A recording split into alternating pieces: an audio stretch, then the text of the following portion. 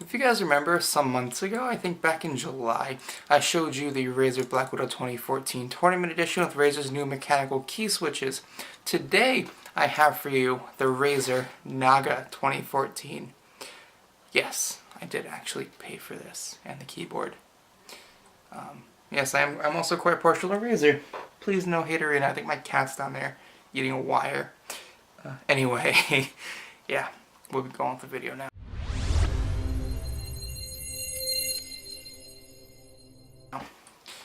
Yes, the Razer Naga 2014 MMO gaming mouse. I'm not really sure where to begin with this one.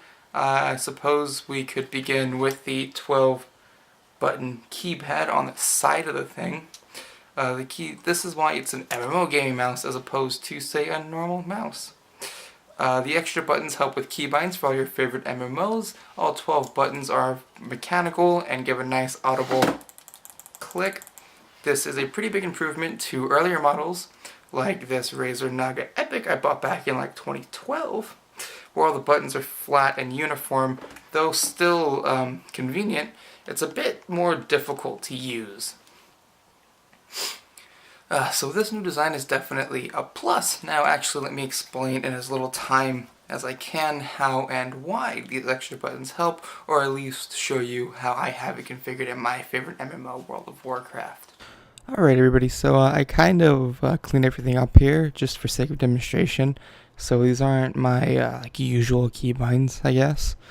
So I guess my main rotation is down here on this bottom bar, which I guess is a hunter. I don't have like a rotation per se, more like a set of priorities on some buttons I want to hit here and there.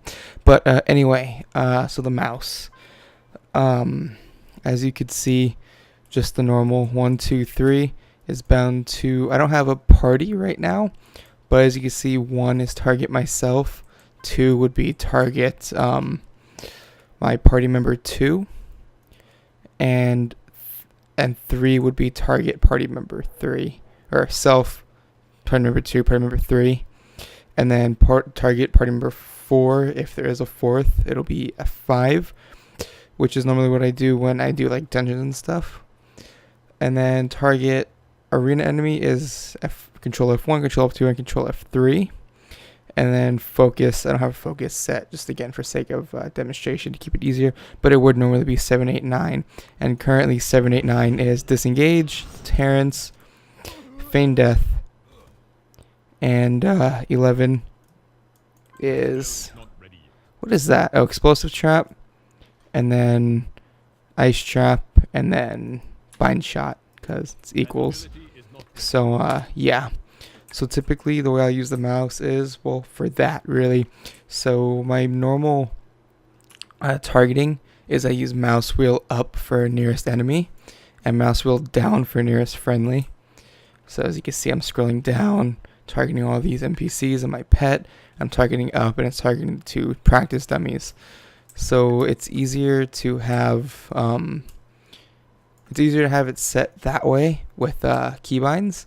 So if I'm in an arena and I'm nowhere near, say, my healer or my other DPS, and I want to cast Roar of Sacrifice on them, I could easily get within range, target them with a button, and then pop Roar of Sacrifice instead of having to kind of make sure I'm like right next to them to make sure I target them right away before I pop Roar of Sacrifice on them. Or for Master's Call or whatever. And then for arena partners, if we're trying to, say, burn down a healer, it'll be easy for me to be able to just bam, hit 5 on my mouse, that's the healer. And yeah, it's just easier that way. That's what I use it for. I know people typically will use it for, I guess, main rotation, so they'll have like 1, 2, 3, 4, 5, whatever, bound to the rotation and whatnot. Or some people even, I've seen people bind movement keys to their mouse. I've seen people bind like just shift, control, and alt to 3 buttons on their mouse. Just stuff like that. It's pretty much just open to whatever you want to do, but that's how I do it, and I guess that's the best way I was able to figure out how to demonstrate it. I mean, typically my keybinds aren't this simple, although they should be. But yeah, that's it. So back to the video. Now back to the actual mouse itself. It's pretty much fully customizable with Razer's Synapse software, letting you adjust the sensitivity up to a whopping 8200 dpi.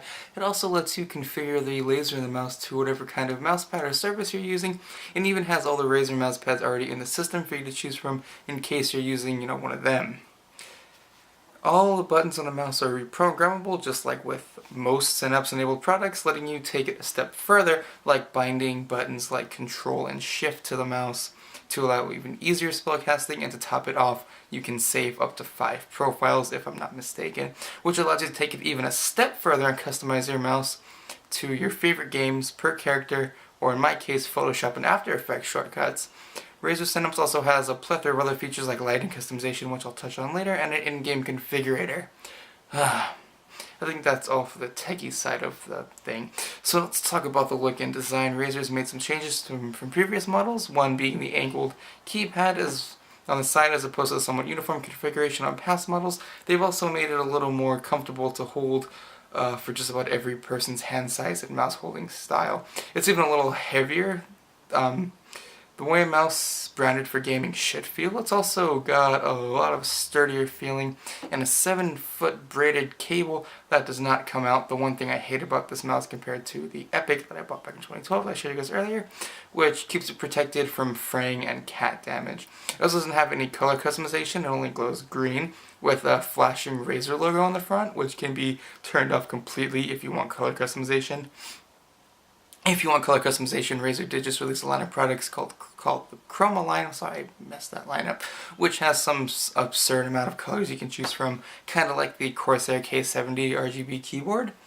Except instead of just keyboards, Razer has done it with mice, headsets, a keyboard, and I think one other thing I don't remember.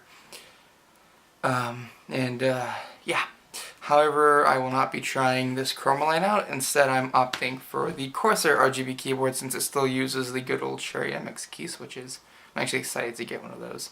Now, all this said, the question arises, does anyone really need a mouse with 16 buttons? That's 12. These two, 14. And then middle mouse, left, right, 16.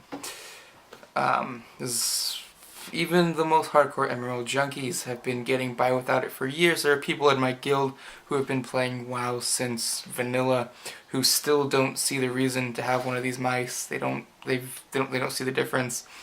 There are even less expensive alternatives with even less or more buttons on the market. Personally, I've noticed a difference, but not a huge difference.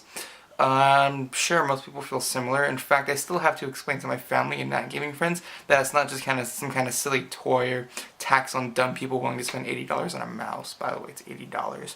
Let me know in the comments. I'd love to know what you guys think. Am I just some idiot who doesn't know anything, or is this actually a worthwhile investment for people serious about MMOs? Personally, I like the mouse.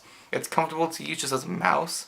Like, even the buttons on the side don't really interfere with anything. In fact, I've been implementing them into my daily life. I've been binding stuff to the buttons for, like I said, Photoshop and After Effects and other games. Even, like, I've been using it to type and stuff. It's where I've bound, like, space to one.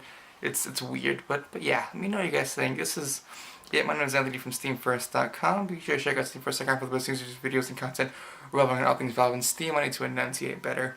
This is the Razer Naga 2014. It's not lit up. I don't like it lit up. And yeah.